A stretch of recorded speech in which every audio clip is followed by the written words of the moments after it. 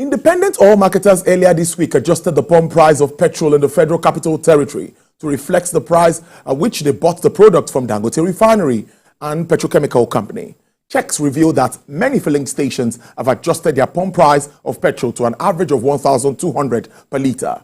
The adjustment followed the full deregulation of the downstream sector of the petroleum industry, which allows the Nigerian National Petroleum Company Limited to end its exclusive purchase agreement with Dangote Refinery. This effectively opens up the market for other marketers to buy petrol directly from the refinery. The implication is that NNPC will no longer be the sole off-taker and marketers can now negotiate prices directly with Dangote Refinery. This development aligns with the current practices for fully deregulated products, where refineries can sell directly to marketers. Well, let's connect with our first guest via Zoom. Ogra is a senior special assistant to the president on digital and new media. Good afternoon, and thank you so much for joining this program. It's good to have you here. Good afternoon. It's my pleasure being here today. Yes. Thank you for having me here. I think we should start with the move to totally deregulate the downstream of Nigeria's oil and gas industry, because that is what we see. But many Nigerians don't even understand the issues. How does this come to you at the moment, looking at the differentials we used to have and at the moment the amount we are buying a litre of petrol? So before we start to talk about the pricing and the differentials right now, I think we need to situate the history of the deregulation. Good. With the signing of the PIA, there were three things that needed to be done before, subsidies could be completely removed. One was that one of the refineries should be working. Two was that the government should remove some form of subsidies, as it had done at budget session 2023. And then there was one more. If you recall, shortly before the 2023 budget was approved by the National Assembly, some senators actually raised an issue and said if subsidies were removed, because provisions were made for it by the previous administration up until June, ending of May last year, and some senators raised the issue then that if subsidies were removed then, it would cause a lot of problems for the incoming administration. But I think the argument that the subsidies were an unnecessary burden on Nigeria, prevailed. So that budget was signed and there were no subsidies again in Nigeria as of May 29, 2023, when President Bola Ahmed Tinubu took over and said, subsidy is gone. Him saying subsidy is gone was reflecting what it met on ground. There were no provisions for it. There was no way you could get anything into the budget anymore. So we had to hit the ground running, seeking for what to do and also mitigate the impact of the subsidy removal. As we speak now, the final thing that needed to happen for subsidies to be completely removed from any side, whether from the government side or from the private and commercial entities side, was a refinery or the two refineries that were looking to coming on board. One thing that had not been properly communicated, and this is a communication from both the governments and other entities, that are in this business, had not been to let Nigerians know that once you refine locally, the difference, between refining locally and importing is marginal. Where you see majority of the, benefits to the country is in things like FX savings, more employment here and everything. Because someone actually told me that the cost of freight, which is logistics, taking the crude oil out and bringing it back in, is about 50 to 70 naira per litre. That's the differential.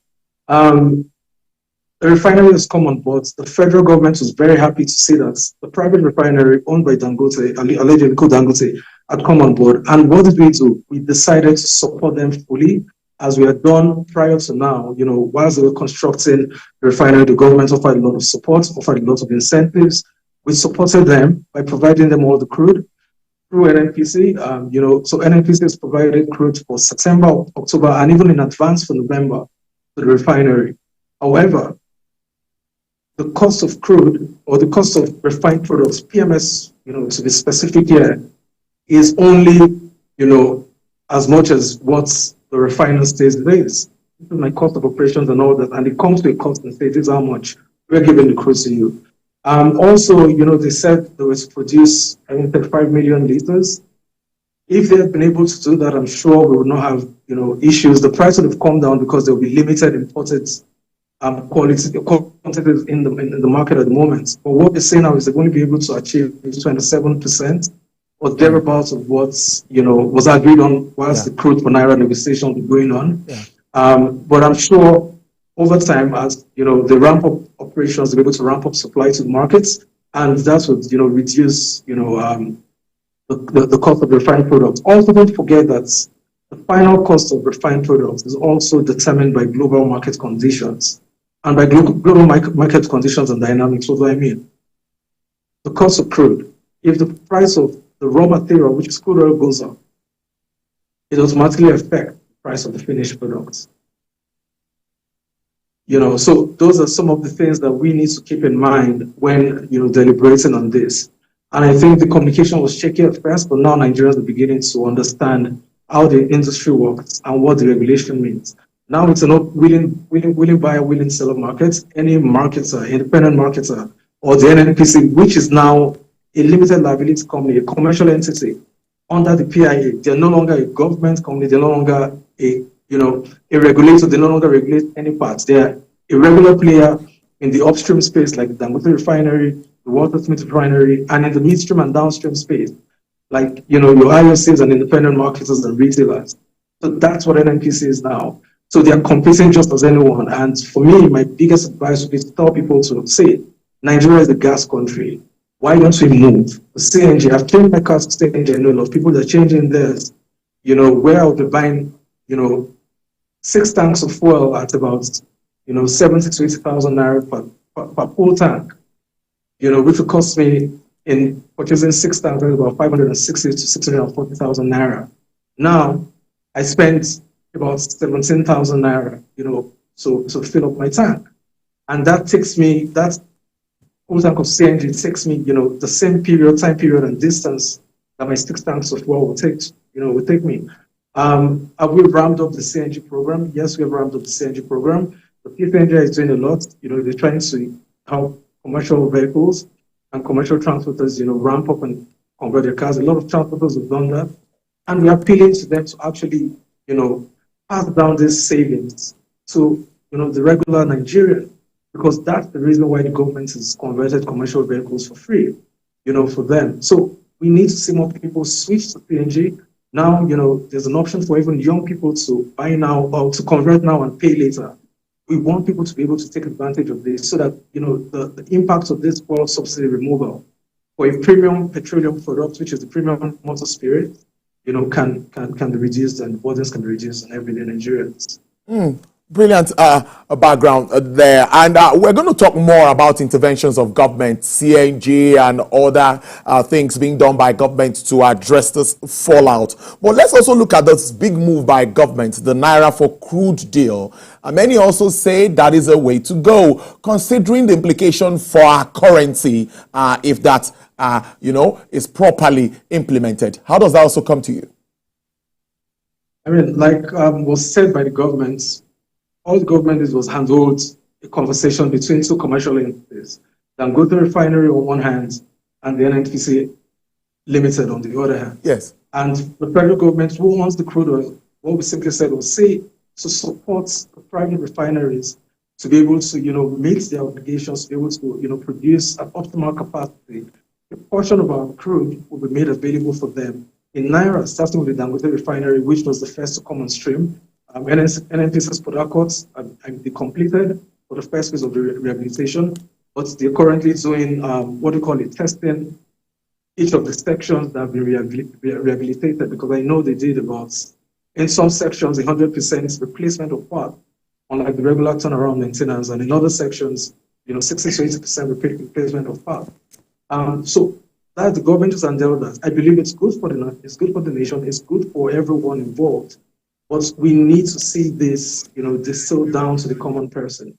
I hope that, NNPCL and Dangote, when the refineries, are operating at full optimal capacity, would be able to, produce as much as they could, and that's distills down back to the people, in terms of sufficient production for local consumption and cheaper pricing because you have less imported products.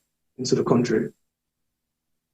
You also touched on the global oil price dynamics, because that is what actually affects the price of crude. We cannot really determine that. It's an international product. So something that if the crude oil price goes high, then the price of petrol might also go high. That is also the fear of some. That's on one side. What more do you think government can do, making it easier for people to key into the CNG initiative, making it easier for transporters to key into this, more of it, and ease the price of transport for Nigerians? So President Bola Ahmed Tinubu is very much aware of the pain Nigerians are going through. And I know at various occasions he has supported the PCNG initiative as well as others, to ensure that this PNG thing takes effect. Again, Nigeria is a gas country, and we are yet to even exploit, more than 70% of our gas resources. It's available, it's accessible. What we need to do now is make sure it gets to the hands of every Nigerian. Is it affordable? Yes. President Bola Ahmed Tinubu, a couple of weeks back, set the price of gas, that's auto gas, PNG, at 230 naira per liter, per kg. So those are some of the initiatives that have been done. Also across, Nigeria, you have a lot of private sector players. You have NIPCO, you have NNPCL, you have, the PCNG itself, setting up conversion centers across the country. If you go to the PCNG website, pci.gov.ng, you will see a list, or you download the app on your iPhone or mobile, or whatever the mobile device you have, or Android phone. You will see a list of all the conversion centers nationwide. Now there are some private organizations that are also offering that. Anyone is free to go there. For commercial, transporters, the government has made it free for them to convert, their buses or taxis or what have you. And this has been done with unions and, associations of all these bodies, including Uber drivers, ride-sharing, drivers and vehicle owners, to reduce the cost of conversion of this CNG kit for them.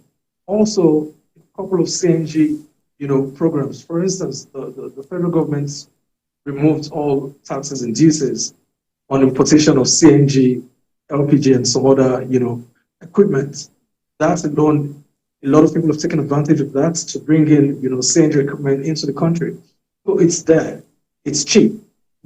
Why shouldn't people do it? It only makes sense for people to do that. On the government side, I've seen a lot of ministers try to even get their cars converted to CNG. Unfortunately for them, unfortunately for the Nigerian people, Mr. President has said something very simple.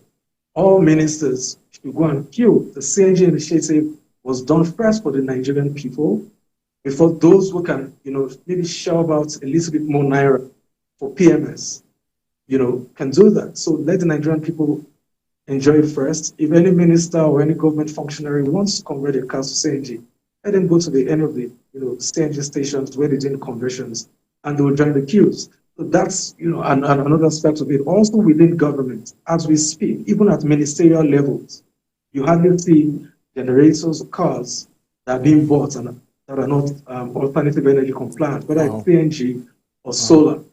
It won't even be signed at the ministerial level, talk less of, it's going higher than that. So that's the kind of mindset change that's happening on the government side. It's not the easiest of things to do, because change dynamics and behavioral change is one of the hardest things to see. But we believe that as more people catch on, as more people begin to see the benefits in terms of accessibility, affordability, and convenience, it only makes sense for more people to join. Well, that's interesting. Leading by the power of your own example, that's what Nigerians would like to see. That for the ministerial level and all of that. But before I let you go, almost finally, I'm back again to the pricing issue. I have been able to talk to some independent marketers, and they're saying this is the amount we bought it from the Dangote refinery, and that's why we are selling at 1,200 and all. How can or how do we drive it to make Nigerians understand that NNPCL is no longer a regulator? They seem not to understand that fact, and they still think that NNPC is fixing prices. That is something that needs to be addressed. How do you think this can be addressed head on? So again, it's a communication thing. And when I say communication, I'm not even just talking about this situation alone. I'm talking about how communication is done as a body politic, as a country. And this is where even you as the media, you have a role to play. And why do I say so? The media is the fourth estate of the realm. You are responsible for also ensuring that, you see, public service messages such as this, laws that have been created, why those laws have been created, the impacts of those laws, how they affect Nigerians. We expect, as a Nigerian citizen now, this is as a Nigerian citizen, I would expect the media to do a lot more, beyond what is called pay PR that's, government might just you, to handle this. But we hardly see that happen. It's almost as if, the entire information space and ecosystem that's been, messed up and onto things where people can just speak anyhow about government policies and all that, rather than educating the people. Secondly, on the government side, we will continue to ramp up our communications on this. But it's important that even as citizens, we have an obligation and a duty to know our laws, to know what laws are being passed on our behalf. A couple of years ago, there was hardly any, editorial, anyone talking about Nigeria and the oil and gas industry in Nigeria that did not push for full deregulation of that sector, including the unbundling of NNPC and, removing any regulatory powers which it had. That has been done. The first phase of that has been done. That's another phase that would actually lead, for the public, for the public to be able to buy shares in them. So little things like that, it's a joint responsibility of every Nigerian, not just the government, to keep ourselves informed, to keep others around us informed, and ensure that we know and we demand even further accountability from governments, from those that represent us, as to, laws that pass and things that affect us. In terms of the pricing, like I said earlier, we will continue what we're doing at the moment. Ramp up, we're also appealing to the media to actually assist in responsible reportage, not one based on emotions and sentiment, but one based on this is what Nigeria needs. At no point in time has it been more important for us as a country to put our differences aside and stand together to ensure that we can finally cross that Rubicon, that point where Nigeria has been held in a chokehold by people who do not care so much about this country. We need to get beyond that, and we need everybody's hands on deck at this point in time. All right. Finally, let's wrap up with the state of the economy. Of course, we are in a deregulated market now. That's the way it looks. You agree with me? Also, we see inflation came down like 2 months consecutively back to back. GDP figures are looking good. Many say this increase in price of fuel might impact inflation going forward. What's your assessment of the general economy moving on?